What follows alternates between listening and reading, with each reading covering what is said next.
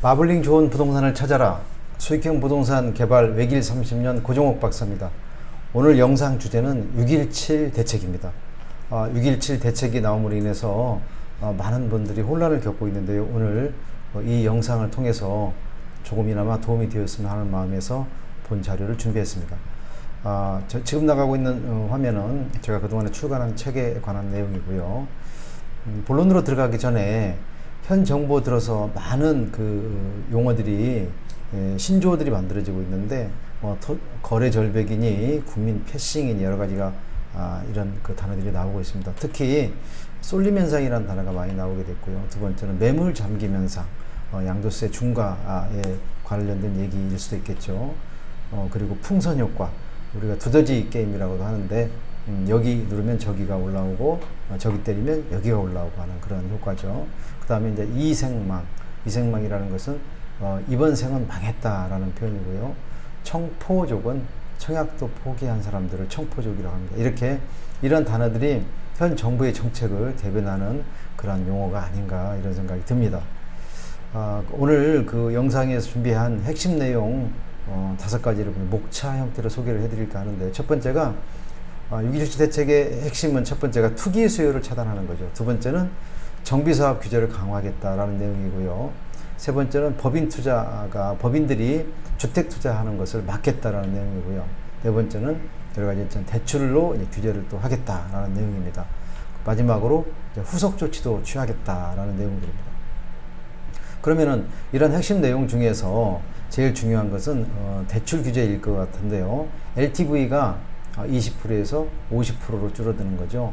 우리가 9억 이하는 중저가 아파트라고 하고 9억 초과하는 경우에는 고가 아파트, 15억 초과는 초고가 아파트라고 하는데 9억을 초과하는 경우에는 20%, 조정지역은 30%, 9억 이하인 경우에는 40%, 50%의 LTV를 적용을 해서 대출을 규제하겠다.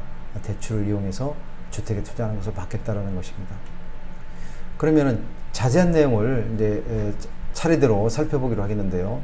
투기 수요 유입 차단, 규제 지역 확대가 그 핵심 내용이 되겠는데, 규제 지역이 어딘가에 대해서는 많이 보도가 됐고 이미 본 영상을 시청하시는 분들도 많이 알고 있기 때문에 지금은 제외된 지역을 좀 소개를 해드릴까 하는데요. 경기도 전 지역이 조정 대상 지역이 되었지만은 김포, 파주, 연천을 위시로 해서 많은 지역이 또 제외가 됐습니다. 특히 SK 하이닉스 반도체 클러스터가 들어오는 원산면도 우리가 빠져 있다는 것을 좀 한번 짚고 넘어가야 될 것 같고요. 인천은 전 지역이 조정 지역의 대상이 되지만은 강화하고 옹진이 제외가 됐다. 옹진구는 섬으로 된 지역이기 때문에 제외되는 것은 당연하겠죠. 그 다음에 투기 과열지구로 넘어가 보면은 동탄, 2동탄이라고 하죠. 2동탄만 투기 과열지구로 지정이 됐고 1동탄은 제외됐다라는 부분을 우리가 알고 넘어가면 될 것 같습니다. 특히 적용 시기는 6월 19일이니까 이미 적용이 되고 있다라고 보시면 될 것 같고요. 자, 이렇게 이제 수도권도 묶였으니 이제 다시는 서울로 가자라고 하는 그런 또 현상들이 시장에서는 일어나고 있다고 합니다. 그 다음에 자금 조달 계획서 제출 대상은 투기과열지구나 조정 대상 지역에서 주택을 거래하는 경우에는 그 금액과 관계가 없이 자금 조달 계획서를 제출하도록 되어 있고요. 또 증빙자료 역시 증빙자료도 제출을 해야 된다는 것이죠. 이것도 역시 부동산 거래 신고법 시행령을 개정한 후에 즉시 시행을 하도록 되어 있는데 아마 올해 2020년 9월 달로 예상이 됩니다. 실거주 요건 부과를 했는데요. 보금자리론 대출 받을 경우에는 3개월 내 전입을 해야 되고요. 또 1년 이상 실거주해야 한다는 그런 의무를 부과하고 있습니다. 그다음에 갭투자 방지 전세대출 보증 제한인데 우측에 보시면은 주도부 주택도시보증공사에서 1주택자 대상 전세대출 보증 한도를 2억 원으로 축소한다고 합니다. 그동안에 1주택자들 전세보증대출 받아서 많이 활용을 했는데 이런 것도 이제 길을 막겠다, 그런 얘기가 되겠고요. 두 번째는 정비사업 규제 강화에 관한 얘기입니다. 우리가 안전진단 절차가 있는데 예비 안전진단이 있고 본 안전진단이 있고 적정성 검토가 있습니다. 지금까지는 그렇게 해왔는데 이제는 그렇게 하지 않겠다는 거죠. 이제는 적정성 검토까지 현장 조사를 통해서 다 하겠다는 얘기고요. 특히 중요한 것은 시군 구청장이 관할을 하던 담당을 하던 이러한 안전진단 권한을 시도지사에게 위임한다는 거죠. 시군구 같은 경우는 아무래도 민원에 민감하고 이러기 때문에 시도지사가 관장을 해서 엄격하게 그 절차를 따져보겠다는 거죠. 자, 이제 그래서 적정성 검토도 현장 조사와 같이 더불어서 같이 하겠다. 대책 발표 후 2차 안전진단 의뢰 사업부터 즉시 시행한다고 합니다.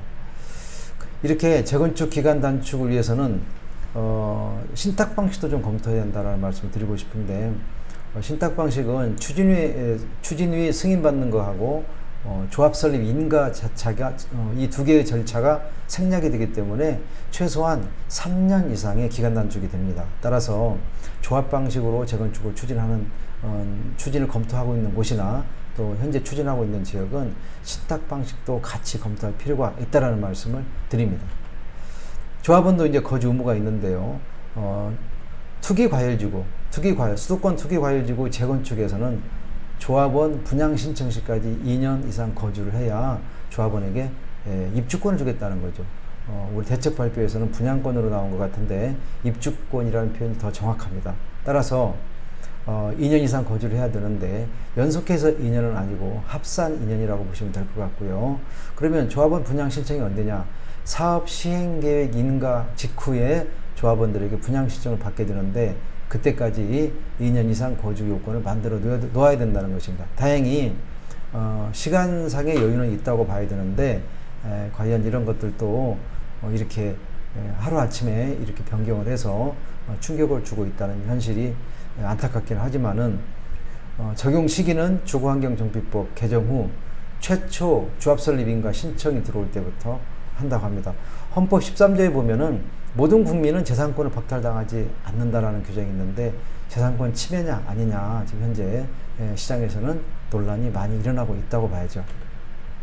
그래서 이제는 우리가 투자자 입장에서는 규제가 덜한 규제가 약한 재건축보다는 재개발 지역으로 눈을 돌려보는 것도 하나의 전략이다라는 말씀을 드리겠습니다.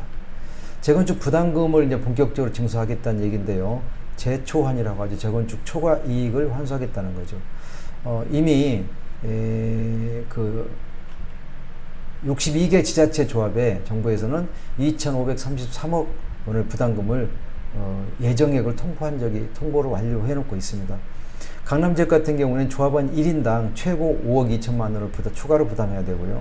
강북 지역에서는 최고 1억 3천만 원까지 부담을 해야 되고 수도권에서는 약 4,400만 원 정도가 부담을 해야 된다고 합니다. 샘플이기는 하지만은 아마 이 금액 선에서 대부분 이 금액은 넘진 않겠지만은 이 금액 선에서 대부분 적용이 되지 않을까 그렇게 예상이 됩니다. 그 다음에 법인 투자 규제 강화에 대해서 살펴보도록 하겠습니다. 법인 주택 투자 규제.